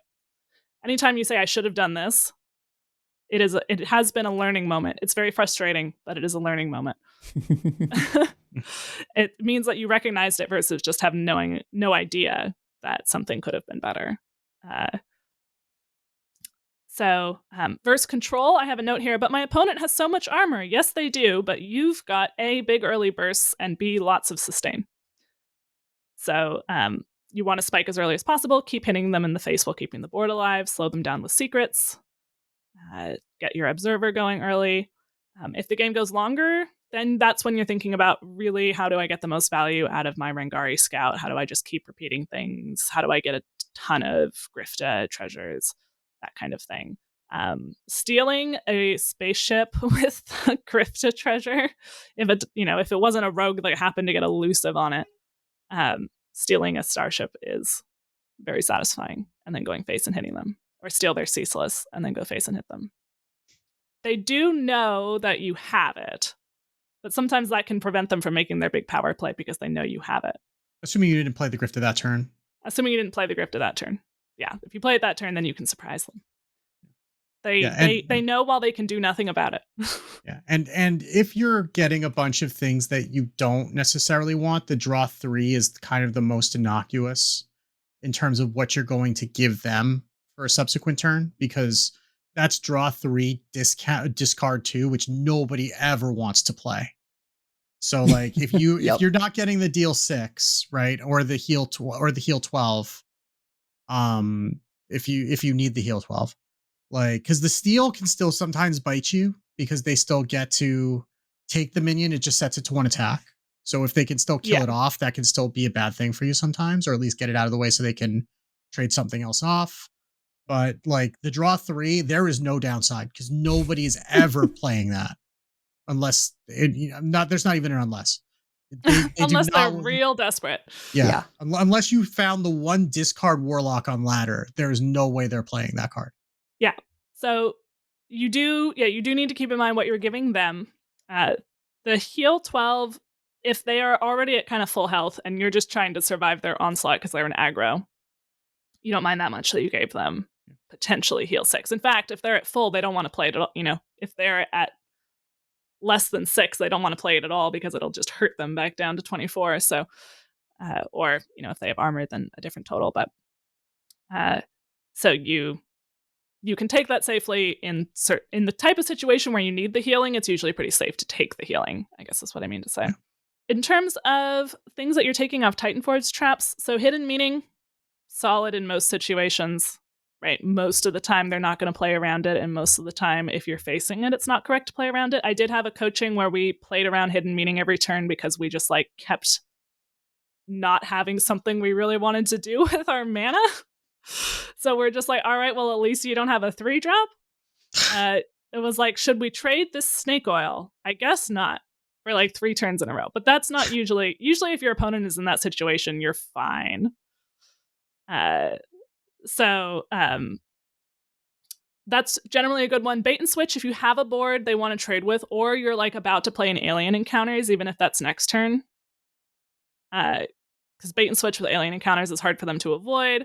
Freezing Trap sometimes saves you, occasionally gives them a battle cry minion they wanted to have, so be careful with that, but it can be very powerful, as I'm sure as a Hearthstone player you are aware. Ice Trap, if they have the coin, they can just play the coin, but you cost them the coin, so in an early turn that might be fine. In a late turn, if they have a bunch of innervates or coins, maybe it's less helpful. Rat Trap depends on the opponent. If they're a Death Knight, don't bother. They play 1 card a turn for a while. If they're a rogue or a demon hunter or another hunter, then Rat Trap can really be a pretty big board swing. Explosive Trap, you know when you need Explosive Trap, otherwise you don't need Explosive Trap. That one's pretty self-explanatory. And Bargain Bin is only going to draw you 1 card the vast majority of the time because you don't run a weapon. Unless you're running Parallax Cannon, in which case you might be more likely to take it. But we have a lot of ways to get cards in our hands, so that's the one I don't take very often. Yeah, I think second most popular list has Parallax Cannon and Gorgon's Ormu in for the Mixologist, basically because Mixologist isn't a discover, and because, Parallax Cannon then gives you something to hit for those times where you take Bargain Bin, and Gorgon's Ormu is Gorgon's Ormu. Yeah. Yeah. Yeah. And one other thing is to keep in mind with Rat Trap is that if you have a full board, it won't trigger.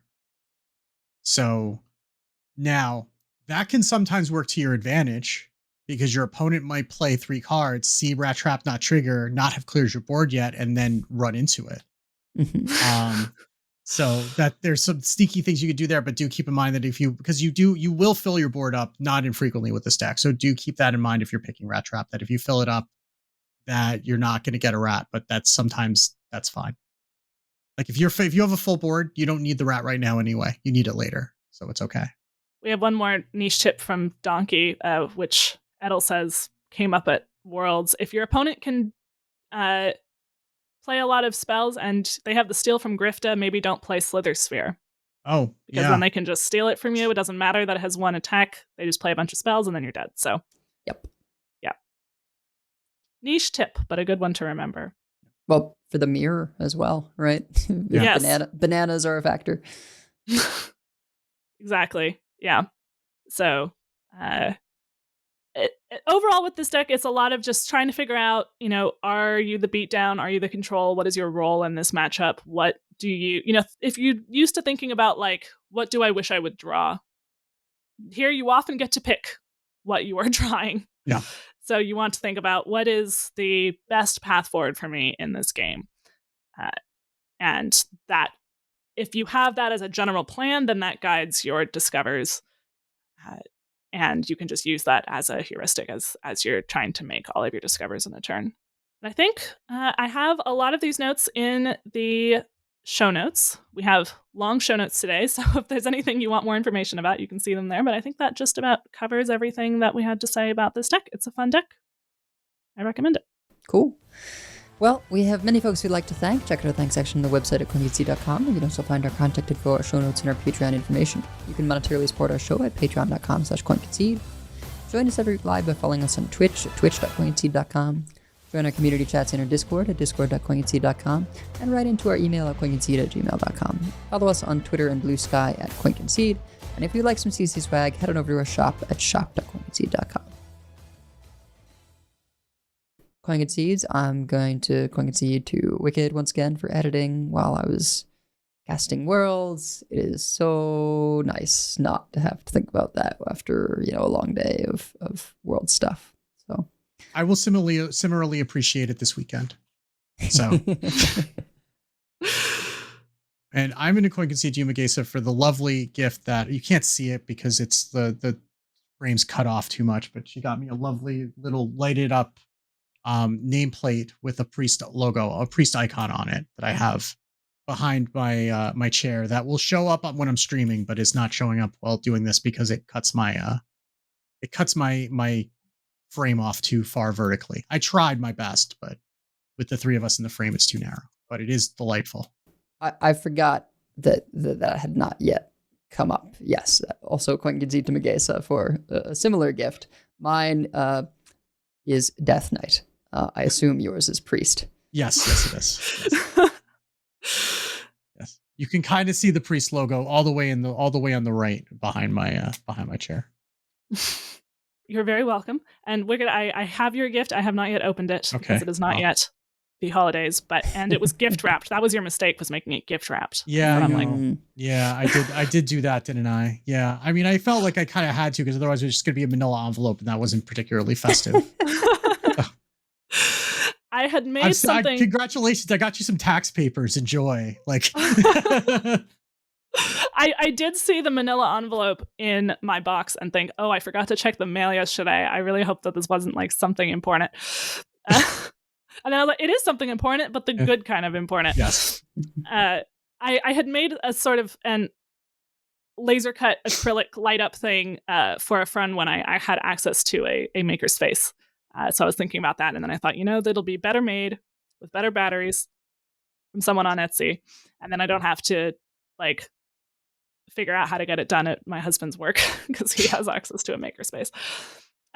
So I will concede to, well, first, happy holidays to everyone, no matter what you celebrate. And also, I had a really nice sort of holiday party actually from my work, which I know is an unusual statement. I actually really enjoyed my company holiday party, but I actually really did. So concede to my awesome coworkers. And I did leave before the white elephant because I could see that this was going to take a million years. And we get up early. I was proving to them that, like, yes, I know I skate in at exactly 8 a.m. every day, but I actually get up early. That's not why I'm skating in at 8 a.m. I'm skating in at 8 a.m. because I have ADHD and time blindness. Yeah. I had a retirement party for my boss's boss earlier this week, and I was like fading by 5:30, and I'm like, I need to go and get the train because I'm not going to make it much longer, and the next train's an hour away. I'm not going to make it. So, but it started at 4, so I was there for a good amount of time, but it was starting to become a struggle by the time that I left. So I'm not the world's biggest party animal by any. I'm sure that's a shock, but. I do want to figure out who ended up with the gift that I brought for the white elephant, which was a little like 4-inch waffle maker, which they're actually great because they're super fast. So you just make everyone a waffle in really quick succession. Yeah. And they're adorable. And ours looks like a galaxy on it. So it's not the Milky Way. It's like the Batter Way or something. I don't know. I'm tired. It's been a long episode. Anyway, thank you. Thank you as always for listening. That is going to do it for us for this week. But until next time, keep calm and discover a new deck to play. And if you see us on ladder, concede. Concede. Concede.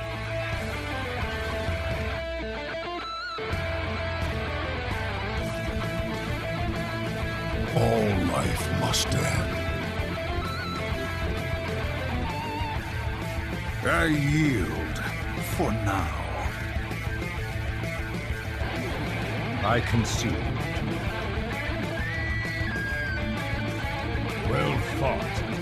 I concede. You win this one. The victory is yours. You have bested me. I give up.